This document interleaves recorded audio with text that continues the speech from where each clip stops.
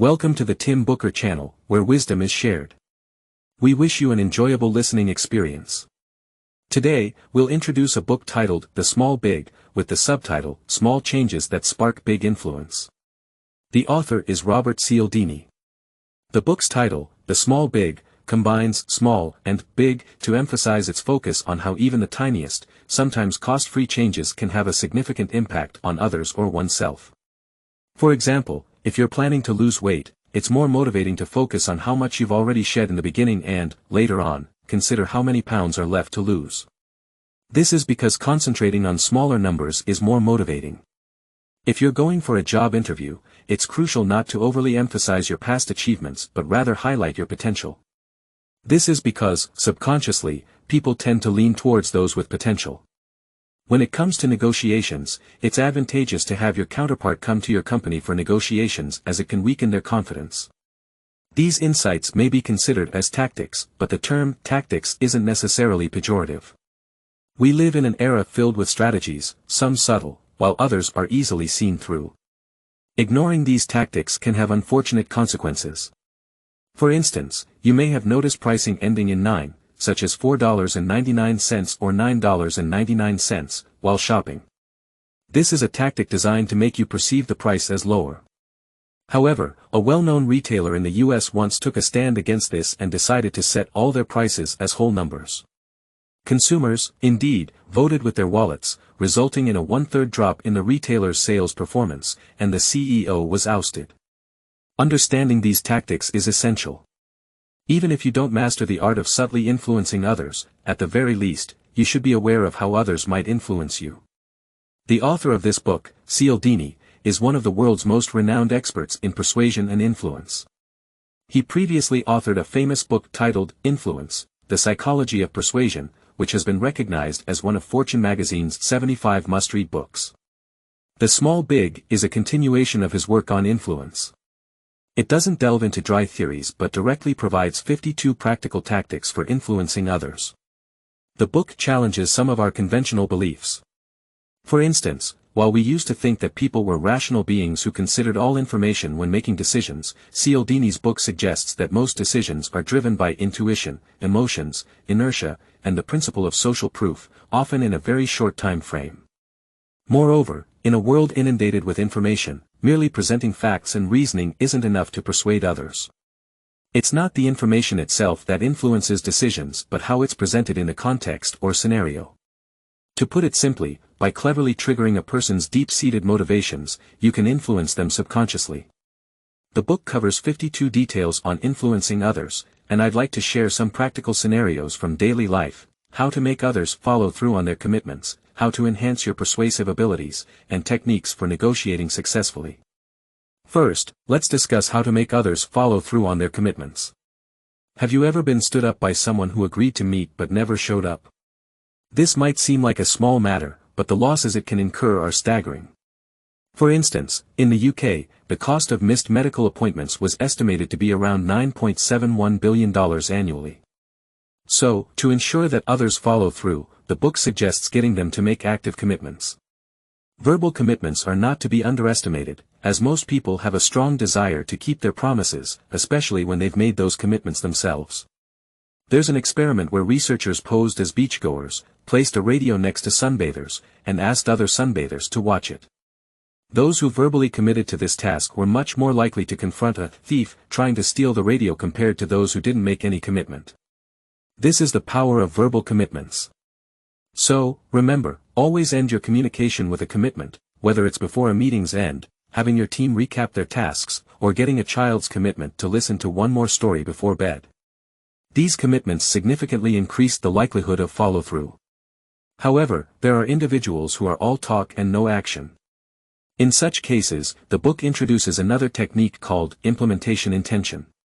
This concept, drawn from behavioral science, suggests that if you help people create a specific plan for executing their commitments, it significantly increases the likelihood of them acting on those commitments.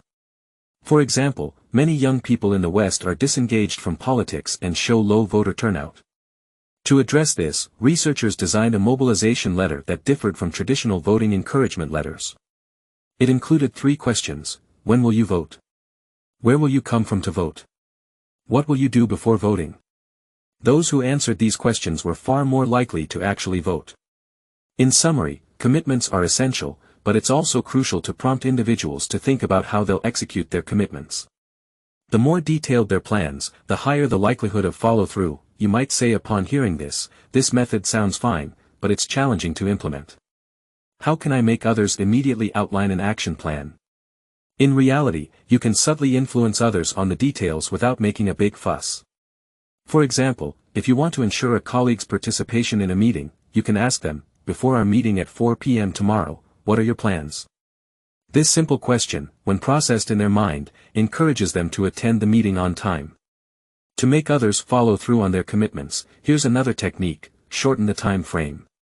We all suffer from procrastination, even with tasks we're eager to complete. For instance, have you ever repeatedly postponed your travel plans? The book suggests that making a small adjustment to the time frame can significantly reduce the likelihood of procrastination. Surprisingly, rather than extending the deadline, it's more effective to shorten it drastically. Consider an interesting experiment with 2 gift cards, one with a 3-week expiration and another with a 2-month expiration. Which one would you prefer? Most people would choose the 2-month card because it seems to provide more flexibility. However, participants' attitudes significantly impacted their judgments.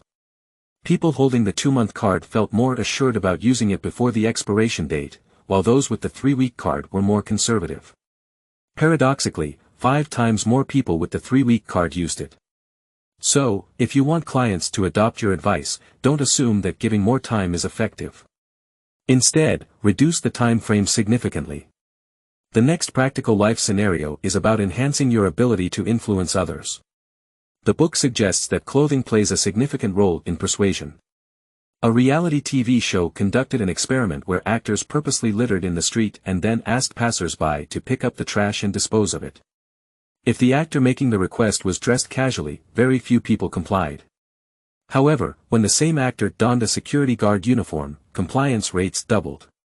Even formal attire can be persuasive. In an experiment, pedestrians jaywalked significantly more when the person crossing the street was wearing a suit rather than casual attire. The difference was 3.5 times more jaywalkers when the person wore a suit. There has been a debate about how to dress persuasively. Some argue that for formal situations, professional or formal attire exudes authority. For example, doctors wearing a stethoscope, whether they use it or not, increase their persuasive power. Others argue that in the digital age, even Steve Jobs wore a t-shirt during major presentations. The correct approach is to adapt your clothing style to match the other person's style, so they don't see you as an outsider, which enhances your persuasiveness. The book suggests a combination of these approaches: wear attire similar to the other person's style but upgraded by a notch. For example, if they're in casual wear, choose business casual, or if they're in business casual, wear a tie. By doing this, you appear friendly and authoritative. To be influential, there's another powerful technique: establish your expertise quickly. Traditionally, it was believed that people made decisions by considering expert advice along with other information.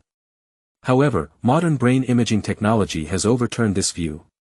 When people must make decisions about matters they're uncertain of, as soon as expert advice is presented, the brain's critical and argumentative regions calm down. This indicates that people don't use expert advice as a reference, they simply shut off other areas of their brain, allowing the expert's opinion to prevail.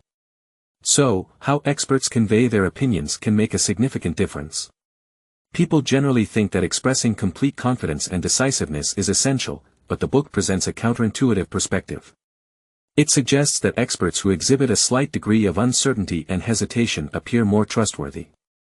For instance, a renowned food critic often uses a less certain tone in his columns, stating, "I've only dined at this restaurant once, so I'm not entirely sure, but based on my current experience, I would rate it 4 stars." This subtle expression of uncertainty can actually make the expert's opinion more believable. The insights from these studies provide several takeaways. First, emphasize your team's expertise when communicating with others. Second, don't hold back expert advice, use it immediately instead of saving it for later. Third, if an expert opinion is logically sound, display a hint of uncertainty, as it can make your message more persuasive. Sure, let's dive into the third scenario: how to gain an advantage in negotiations. Don't think that negotiations don't concern you, we negotiate every day. Whether you're selling products to clients, coordinating resources across departments, influencing your boss's decisions, driving your team's execution, or even convincing your children to go to bed early, these are all forms of negotiation. So, what small changes can significantly improve your success in negotiations? This book offers a strategy called strike first. We often see this situation in the market where both parties are reluctant to make the initial offer, instead saying, "You tell me the price." The rationale behind this seems reasonable, as you might think that by making the first offer, you reveal your hand. However, this book offers a counterintuitive perspective: the person who makes the first offer gains the upper hand. For example, imagine you're interested in a used car and are willing to offer $10,000. But if the seller takes the initiative and says, "I'm selling this car for $15,000, what would you think?" Most people would start wondering why the seller set the price so high. Your subsequent negotiations could easily be anchored around that $15,000. This is a psychological concept called anchoring, where your reference point is established by the initial offer. You might wonder what to do if the other party makes the first offer. Well, this book provides a tactic to counter that: create a checklist of your desired price and its rationale before important negotiations. If the other party makes the first offer, this checklist will help you combat self-doubt and enable you to stick to your price. So, the negotiation strategy is to make the first offer within a reasonable range to anchor the other party to your reference point. You may ask how to make an effective first offer, and this book suggests being as precise as possible. Typically, people round off numbers when making offers, such as selling a bag for $2,000 or a pair of shoes for a minimum of $1,800. They assume that rounded numbers are more easily accepted. However, precision, such as offering the bag for $2,135 and setting the minimum for the shoes at $1,872, can lead to smaller counteroffers. The reason behind this is that offering precise numbers makes you appear thorough and calculated. This can be applied in other areas, such as project management. Instead of stating that a task should be completed within 2 weeks, you can say it should be done within 13 days or submitted by 5:30 p.m., which improves work efficiency. Aside from these external negotiation techniques, your mental state also plays a significant role. To enhance your confidence and persuasiveness, the book offers a method called self-adjustment to empower yourself. This involves adjusting your hormone levels, as confidence is closely linked to these levels. For example, testosterone is a strength hormone, and people with high testosterone levels tend to adopt open, confident postures. On the other hand, cortisol is a stress hormone, and individuals with elevated cortisol levels tend to contract their bodies and appear smaller. It has been observed that by changing your body posture, you can influence your hormone levels and boost your self-confidence. For instance, if you recall moments when you felt particularly powerful before entering a negotiation or maintain an open and confident body posture, your testosterone levels will rise. This method takes only a few minutes and can significantly increase your confidence, making you more persuasive. In summary, to make others follow through on their commitments, encourage them to make voluntary commitments and outline action plans. Shorten time frames to prompt quicker actions. In negotiations, consider striking first with a precise initial offer within a reasonable range and create a checklist to counter offers made by the other party. Make offers as precise as possible to minimize counteroffers. Think about using self-adjustment to enhance your confidence, as it can influence hormone levels and make you appear more persuasive. By applying these practical strategies, you can create an effective combination to achieve your desired results. The author reminds us that combining strategies is possible, but it's crucial to consider 2 principles. First, the psychological motives should be compatible, and second, there's a limit to how many strategies can be combined. What does it mean for psychological motives to be compatible? Let's take an example. Suppose a residential community encourages energy conservation.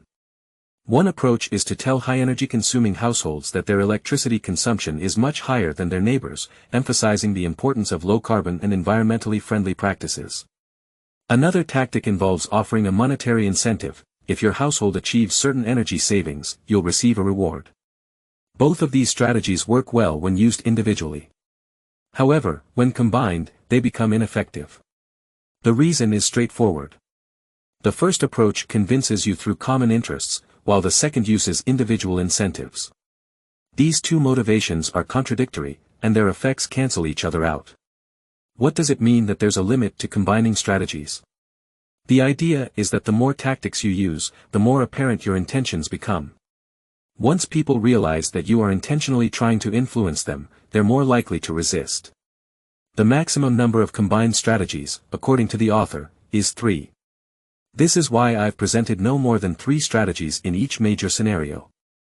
The power of details lies in the fact that, when a request is presented in different ways, your response can subtly shift from negative resistance to positive cooperation. By making small, inconspicuous adjustments with a scientific approach, you can have a considerable impact. In today's modern society, with advanced technology and an explosion of information, it may seem like there's an increasing amount of information available to make correct judgments. However, it's ironic that our hardware for processing this information, our brains, has remained relatively unchanged for hundreds of years. We are easily influenced by small strategies and details. While on the surface, we've discussed strategies, memorization, and countering tactics, behind it all is a series of life's intellectual wrestling matches. In this arena of life, which role do you want to play? Alright, that's all we have for details. Congratulations on completing another book. Thank you for your support and attention. Please subscribe to the Tim Booker Channel audiobook channel, like, and share it with your family and friends. Wisdom is worth spreading, and it opens the door to a brighter future. Thank you, and goodbye.